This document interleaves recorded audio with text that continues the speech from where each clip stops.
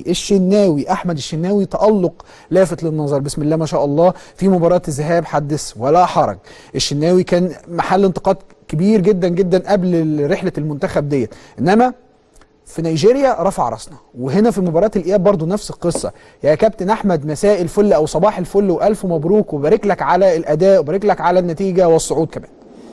يا ايمن الله يبارك فيك، برنامج جديد. يعني كنت عايز ابارك لك بس كنا في نيجيريا بقى وما كنتش عارف خالص. الله يبارك فيك يا احمد، انا ببارك لك الحقيقه على المستوى، وبارك لك على الحافز والدافع اللي انت يعني وجدته لنفسك مره تانية. لا جدال ولا شك مع كل الحراس الموجودين اللي احنا بنرفع لهم كل القبعه انك افضل حارس في مصر، ده بشهاده الكل وشهاده الجميع. دلوقتي انت مركز، فدلوقتي انت تستحق الافضل. عايزك تكلمني النهارده على المباراه وصعوبتها، وكمان مباراه الذهاب تحديدا، لان انت يعني مباراه الذهاب انت شايل فيهم كورتين بجونين، يعني بجونين فعلا يعني، والنهارده نفس القصه برضو ما شاء الله عليك، متالق واقف على الارض بشكل كويس. ربنا يخليك يا ابراهيم. يعني بجد انا في الاول بس قبل ما ابدا كلامي يعني عايز اشكرك على الفتره يعني زي ما بقول لك انا مش متعود اطلع ارد على الانتقادات اللي انا يعني شفتها الفتره اللي فاتت، وانت يعني يمكن مش عايز اقول الوحيد اللي واقف معايا، ويعني قريت كلام ان انت طلعت قلت مفيش الكلام ده وفي حمله على الشناوي، فكنت عايز اشكرك بجد من فتره، وكنت ناوي هجي لك حلقه واشكرك طبعا، لاني مش هيكفي ان انا اشكرك في التليفون. انا ما اتعودتش طبعا ان انا ارد يعني عن اي حد يساء الظن فيا ويتكلم عليا بشكل مش كويس. انا اللي بشكرك، يعني انا اللي بشكرك وده حقك. وانا لما بتكلم على فكره والله وانت عارف ده كويس، انا مش بجامل، انا كان عندي المعلومه، وطالما عندي المعلومه قلتها، وفاهم كويس ايه اللي بيحصل لاحمد الشناوي، وفاهم كويس الحمله اللي اتعملت عليك في فتره من الفترات. انما دورنا احنا كاعلام لما بنشوف حاجه زي كده اعتقد انه نساند وندعم ونقف جنب الرجاله الجدعان المحترمين. ربنا يخليك يا ابراهيم، انا بشكرك جدا. وزي ما بقول لك يعني انا شفت يعني اكيد يعني كل لعيب بيجي له دروب في فتره من الفترات، يعني مش هيفضل في التوب على طول، فالحمد لله يعني زي ما بقول لك انا بركز وبشتغل ولكل مجتهد نصيب. يعني الحمد لله ربنا اداني وانا ما بسمعش برضه يعني بشكر الناس اللي انتقدتني برضه، يعني مش هقدر الومهم، بس يعني انتقادوني الهدف مش لحاجات ثانيه يعني. ويعني اكثر حاجه مضايقاني ان يعني ان الطبيعي اي جون يعني بيجي فيه جول، يعني مش هيفضل على طول ما بيجيش فيه حاجه يعني. صحيح. فزي ما بقول لك انا ما بطلعش ارد، والحمد لله بشتغل تاني على نفسي وبدوس على نفسي، والحمد لله ربنا كرمنا النهارده. بقى انا اخش في موضوع المنتخب، ربنا كرمنا النهارده بمكسب كبير الحمد لله، 1-0 على منتخب يعني منتخب من المنتخبات العريقه طبعا في افريقيا وفي منتخب نيجيريا. الحمد لله مبروك النهارده ل 90 مليون مصري، بقى لنا كتير ما شفناش الفرحه دي، فالحمد لله يعني. ومعانا جهاز فني محترم والجمهور النهارده كان احسن حاجه في الماتش بصراحه. الجمهور اللي كان موجود كله الاستاد كان مقفول، وحشتنا الجمهور وحشتنا الناس اللي بتيجي تشجع من قلبها بجد. وان شاء الله نشوف الجمهور تاني في المدرجات. ومبروك لمصر كلها ومبروك ليك يا ابراهيم طبعا. الله يبارك فيك. طيب خليني اسالك اصعب لحظات اللقاء النهارده، يعني النهارده برضو الماتش كان فيه نقاط تحول زي مباراه الذهاب مثلا، كان فيها نقطه تحول رئيسيه، الوحش بتاعنا حماده طلبه بسم الله ما شاء الله عليه. برضو النهارده اعتقد كان فيه بالنسبه لكم نقاط تحول او اوقات قلقتوا فيها، وانت كمان كحارس مرمى في لعيبه كنت حاسب حساباتها او مركز معاها قوي.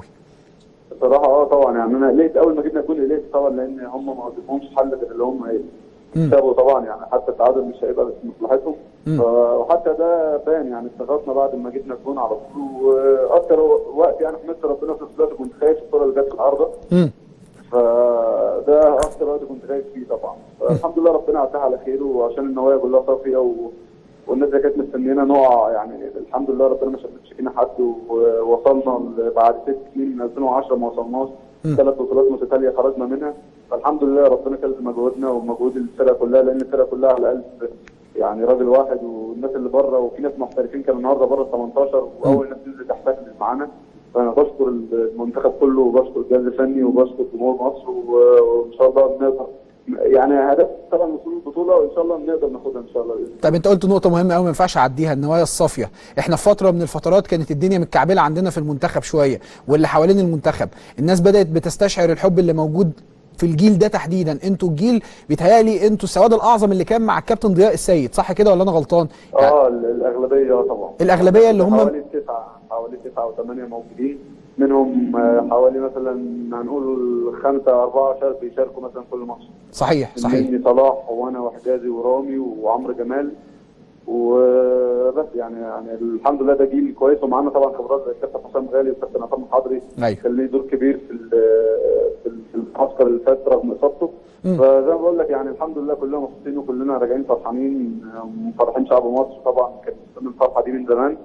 والحمد لله انا بشكر كل الناس اللي وقفت معايا في الفتره اللي ما كنتش موفق فيها او ما كنتش في احسن حالاتي، وبشكرك انت طبعا تاني وثالث. انت مش محتاج تقول كده، مش محتاج تقول كده عشان والله انت مش محتاج تقول كده خالص. ربنا يخليك يا ابراهيم. انا بس عايز اسالك سؤال. في فتره من الفترات بتبقى صعبه على اي لعيب، والفتره اللي فاتت اعتقد كانت صعبه عليك بما فيه الكفايه جدا طبعا. قدرت تفوق نفسك ازاي، وايه السبب اللي كان مخلي احمد الشناوي شويه في الفتره دي، قعد شويه في الفتره دي؟ بص هقول لك انا حاجه. انا عاده طبعا يعني غصب عني يعني ممكن والدي يكلمني يكون قرا حاجه، حد كتب عليها حاجه، حد قال عليها حاجه. طبعا انت عارف في البرامج يعني المرئيه والمقروءه والحاجات دي كلها ما كانتش سايباني يعني. وانا يعني انا من طبعي ما بحبش اقرا يعني، بس طبعا غصب عني والدتي ووالدي واصحابي بييجوا يقولوا لي ده حد قال عليك كذا، ده قال كذا. طبعا انا بتضايق من جوايا، بالعكس انزل بقى التمرين اموت نفسي اكتر، واجي الماتش اللي بعده ما ابقاش موفق برضه. عادي انزل تاني واتمرن. وكابتن ايمن طاهر وكابتن ناجي على طول بصراحه يعني لما اكون، هو ما بيكلمنيش غير لما اكون مش موفق يعني. لو انا موفق وكويس ما بيتصلش بيا، لكن لما بكون مش كويس بيكلمني يقول لي عادي انت رقم واحد، انت شد حيلك، انت هتكسبني، انت هتكسر الدنيا مش عارف ايه. والكابتن ايمن طاهر وفي مكالمه طبعا يعني حابب اذكرها يعني برضه، يعني الكابتن نادر السيد لقيت رقم بيكلمني فرديت، لقيت الكابتن نادر السيد اتصل بيا حوالي بعد ماتش الانتاج الحربي. ايوه لما كنا خسرانين 3. ايوه فكلمني وقال لي ولا تسمع على اي حاجه بتتقال ولا بتتكتب عليك، انت ركز في شغلك، انت موهبه وركز وان شاء الله تقدر ترجع تاني وما تسمعش لاي حد وغلط في الملعب. فاشتغلت واجتهدت والحمد لله يعني ربنا يعني. ناس كتير كانت منتظره ان احمد الشناوي يخسر منتخب مصر في ماتشين نيجيريا، بس الحمد لله يعني زي ما بقول لك الواحد بيتمرن وبيجتهد وربنا اداله يعني. الحمد لله لسه افوق نفسي تاني، ولسه هيجي لي ضربات تانيه ولسه الناس هتتكلم تاني. بس انا يعني بقول لكل حد يعني قال في حقي كلمه غلط او حاجه ما حصلتش، طبعا بقول له حسبي الله ونعم الوكيل يعني. ربنا قادر يجيب لي حقي. انا ما مش بتاع لف ولا دوران يعني. أيوه. ولا طلع الشناوي يسهر، الشناوي مش عارف ايه، الشناوي فين. انا الحمد لله ولا بسهر ولا بتاع. فيك حاجه عندي في الملعب تاخدها، بره الملعب مالكش دعوه بيا. صحيح. فالحمد لله. وبشكرك تاني طبعا ابراهيم، تاني وتالت برضه يعني. مش انت طبعا اخويا من قبل اي حاجه وعلاقه كبيره الحقيقه، وبارك لمصر كلها طبعا.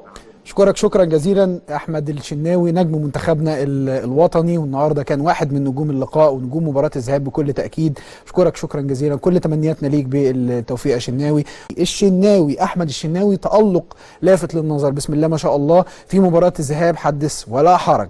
الشناوي كان محل انتقاد كبير جدا جدا قبل رحله المنتخب ديت، انما في نيجيريا رفع راسنا، وهنا في مباراة الإياب برضو نفس القصة. يا كابتن أحمد مساء الفل أو صباح الفل وألف مبروك، وبارك لك على الأداء وبارك لك على النتيجة والصعود كمان. يا إيمان الله يبارك فيك. برنامج جديد يعني كنت عايز أبارك لك، بس كنا في نيجيريا بقى ما كنتش عارف خالص. الله يبارك فيك يا احمد. انا ببارك لك الحقيقه على المستوى، وبارك لك على الحافز والدافع اللي انت يعني وجدته لنفسك مره تانية. لا جدال ولا شك مع كل الحراس الموجودين اللي احنا بنرفع لهم كل القبعه انك افضل حارس في مصر، ده بشهاده الكل وشهاده الجميع. دلوقتي انت مركز، فدلوقتي انت تستحق الافضل. عايزك تكلمني النهارده على المباراه وصعوبتها، وكمان مباراه الذهاب تحديدا، لان انت يعني مباراه الذهاب انت شايل فيهم كورتين بجونين، يعني بجونين فعلا يعني. والنهارده نفس القصه برضو ما شاء الله عليك، متالق واقف على الارض بشكل كويس. ربنا يخليك يا ابراهيم يعني بجد. انا في الاول بس قبل ما ابدا كلامي يعني عايز اشكرك على الفتره يعني زي ما بقول لك انا مش متعود اطلع ارد على الانتقادات اللي انا يعني شفتها الفتره اللي فاتت، وحتى ده بان يعني استغربنا بعد ما جبنا الجون على طول. واكتر وقت يعني حمدت ربنا في الصلاه كنت خايف الكره اللي جت في العارضه، فده اكتر وقت كنت خايف فيه طبعا. الحمد لله ربنا عداها على خير، وعشان النوايا كلها صافيه والناس اللي كانت مستنينا نقع يعني الحمد لله ربنا ما شفتش فينا حد، ووصلنا بعد 6 سنين من 2010 ما وصلناش 3 بطولات متتاليه خرجنا منها. فالحمد لله ربنا كلف مجهودنا ومجهود الفرقه كلها، لان الفرقه كلها على قلب يعني راجل واحد. والناس اللي بره وفي ناس محترفين كانوا النهارده بره ال 18 واول ناس نزلت تحتفل معانا.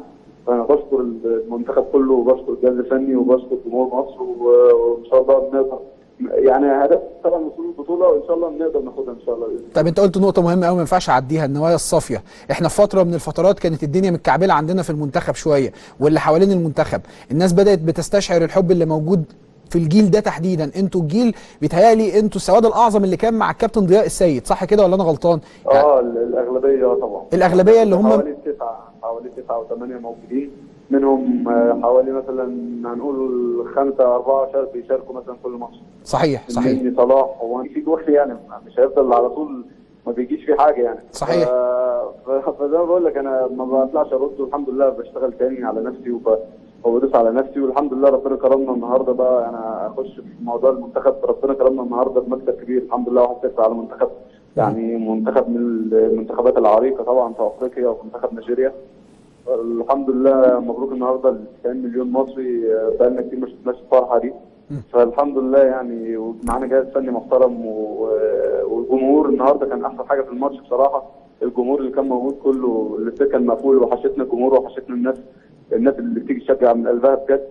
وان شاء الله نشوف الجمهور تاني في المدرجات. ومبروك لمصر كلها ومبروك لجبراهيم طبعا. الله يبارك فيك. طيب خليني اسالك اصعب لحظات اللقاء النهارده، يعني النهارده برضو الماتش كان فيه نقاط تحول زي مباراه الذهاب مثلا كان فيها نقطه تحول رئيسيه، الوحش بتاعنا حماده طلبه بسم الله ما شاء الله عليه، برضو النهارده اعتقد كان فيه بالنسبه لكم نقاط تحول او اوقات قلقتوا فيها، وانت كمان كحارس مرمى في لعيبه كنت حاسب حساباتها او مركز معاها قوي.